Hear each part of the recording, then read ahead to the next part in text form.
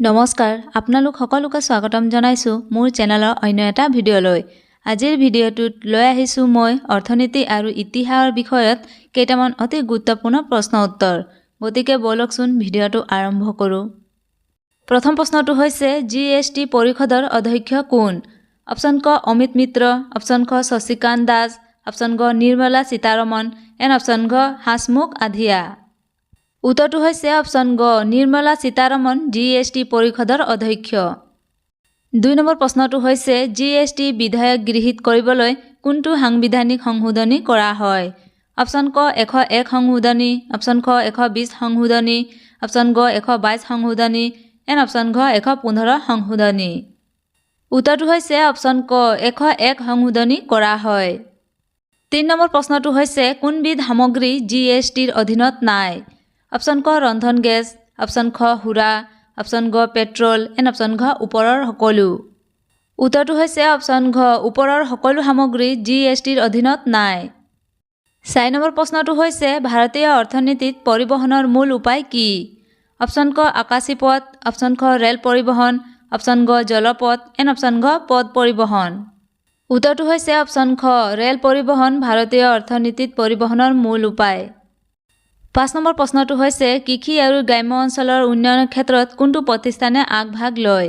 Option ক FCI, option খ IDBI, option গ ICAR এণ্ড অপশ্যন ঘ নাবাৰ্ড। উত্তৰটো হৈছে অপশ্যন ঘ নাবাৰ্ড প্ৰতিষ্ঠানে আগভাগ লয়। ৬ নম্বৰ প্ৰশ্নটো হৈছে কোনটো অৰ্থকৰী শস্য নহয়?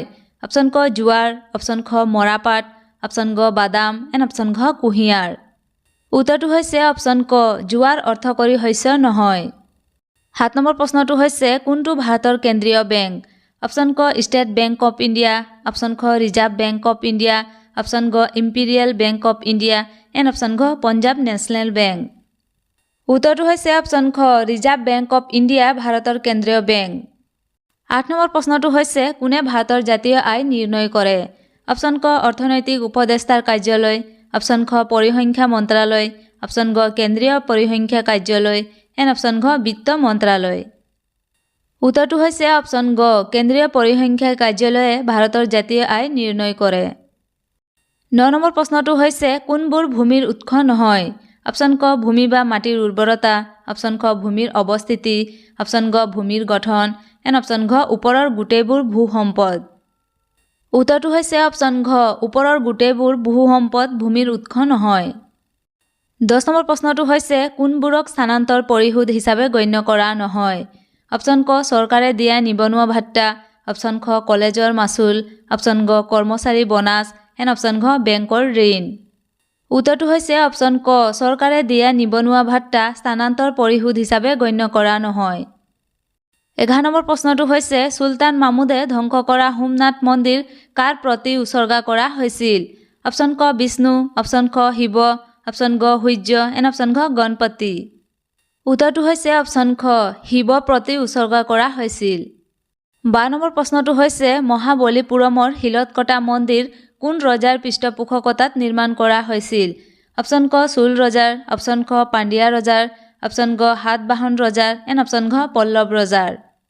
উত্তৰটো হৈছে অপশ্যন ঘ পল্লৱ ৰজাৰ পৃষ্ঠপোষকতাত নিৰ্মাণ কৰা হৈছিল। ১৩ নম্বৰ প্ৰশ্নটো হৈছে হিন্দু সভ্যতাৰ মূল বৈশিষ্ট্য কি আছিল?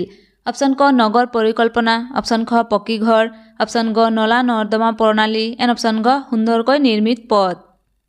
উত্তৰটো হৈছে অপশ্যন ক নগৰ পৰিকল্পনা হিন্দু সভ্যতাৰ মূল বৈশিষ্ট্য আছিল। ১৪ নম্বৰ প্ৰশ্নটো হৈছে কোন স্থানত কপাহ খেতি কৰাৰ প্ৰমাণ প্ৰথমবাৰৰ বাবে পোৱা যায়? অপশ্যন ক মহেঞ্জোদাৰোত, অপশ্যন খ কিলিগুল মহাম্মাজ, অপশ্যন গ মেহগড় এণ্ড অপশ্যন ঘ নাল। শুদ্ধ উত্তৰটো হৈছে অপশ্যন ঘ নাল স্থানত কপাহ খেতি কৰাৰ প্ৰমাণ প্ৰথমবাৰৰ বাবে পোৱা যায়। ১৫ নম্বৰ প্ৰশ্নটো হৈছে ধান খেতি কৰাৰ প্ৰাৰম্ভিক প্ৰমাণ কোন ক্ষেত্ৰৰ পৰা পোৱা যায়? অপশ্যন ক মধ্য গংগা উপত্যকা, অপশ্যন খ গুমল উপত্যকা, অপশ্যন গ বেলাম উপত্যকা এণ্ড অপশ্যন ঘ বুলন উপত্যকাত।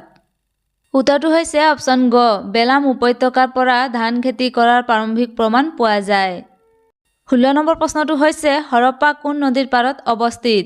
অপশ্যন ক সৰস্বতী, অপশ্যন খ ৰবি, অপশ্যন গ সিন্ধু এণ্ড অপশ্যন ঘ বিপাশা। উত্তৰটো হৈছে অপশ্যন খ ৰবি নদীৰ পাৰত অৱস্থিত। 17 নম্বৰ প্ৰশ্নটো হৈছে জল ব্যৱস্থাপনাৰ কাৰণে কোনখন ঠাই জনাজাত? অপশ্যন ক লুথাল, অপশ্যন খ মহেঞ্জোদাৰো, অপশ্যন গ হৰপ্পা এণ্ড অপশ্যন ঘ ধলাবিৰা। উত্তৰটো হৈছে অপশ্যন ঘ ধলাবিৰা ঠাই জনাজাত। 18 নম্বৰ প্ৰশ্নটো হৈছে যোগ দৰ্শনৰ ব্যাখ্যাকাৰী কি? অপশ্যন ক পতঞ্জলি, অপশ্যন খ গৌতম, অপশ্যন গ জামিনী এণ্ড অপশ্যন ঘ শংকৰাচাৰ্য। শুদ্ধ উত্তৰটো হৈছে অপশ্যন ক পতঞ্জলি যোগ দৰ্শনৰ ব্যাখ্যাকাৰী। 19 নম্বৰ প্ৰশ্নটো হৈছে কোনখন ক্ষেত্ৰ হিন্দু সভ্যতাৰ ক্ষেত্ৰ নহয়?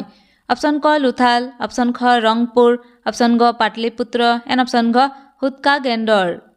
উত্তৰটো হৈছে অপশ্যন গ পাটলিপুত্ৰ হিন্দু সভ্যতাৰ ক্ষেত্ৰ নহয়।